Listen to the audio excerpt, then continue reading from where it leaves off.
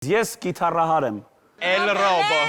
Հերուստա քամբեք կասկածելի երեկոն վերադառնում է եթեր, դեպքեր, պատմություններ ու հյուրեր։ Սիրված հաղորդումը վերադառնում է 4-րդ եթերաշրջանով։ Ես միշտ կիրճ չեմ խոսացել, ձեր տունը չեմ ծեծել։ Ես երկրորդ ամուսինն եմ։ Գարիկ Պապոյանն ու Ռոբերտ Մարտիրոսյանը հերուստադիտողի հետ Արմենիայում կշարունակեն հայտնի հյուրերից նորանոր կասկածելի պատմություններ լսել ու ստայդն որոշել հավատալ դրան, թե ոչ։ Կլինեն նորություններ, թե ոչ, այս հարցին պատասխանում են հաղորդավարները։ Նորություններ ոչ մի։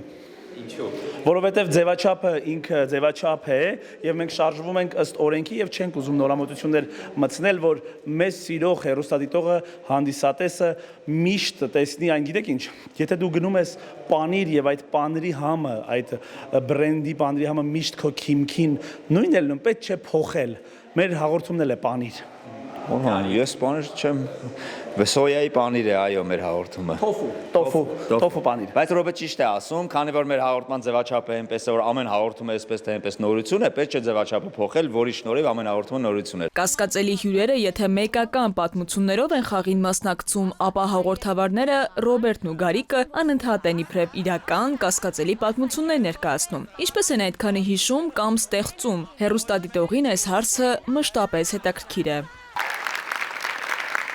Կասկածելի երեկոյի հերուստա քամբեքը Արմենիայի Գարնանային եթերաշրջանում հերուստադիտողին ներկայացվող հերթական անակնկալներից է, որովհետև Արմենիայում ամեն շաբաթ երեկոն կասկածելի է լինելու։ Ուրախ, զվարճալի ու հումորով լեցուն թողարկումներ ենք տեսնելու, ձևաչափը անփոփոխ։ Հերուստադիտողը այս անգամ էլ հնարավորություն կունենա էկրանների առջևից տաղավար հասնել, պատմություն պատմել, կասկածել ու խաղալ։ Ու այսպես մի ամբողջ եթերաշրջան կասկածելու ենք, բայց ժպիտով։ Քնարիկ Պետրոսյան, ժամը լրատվական։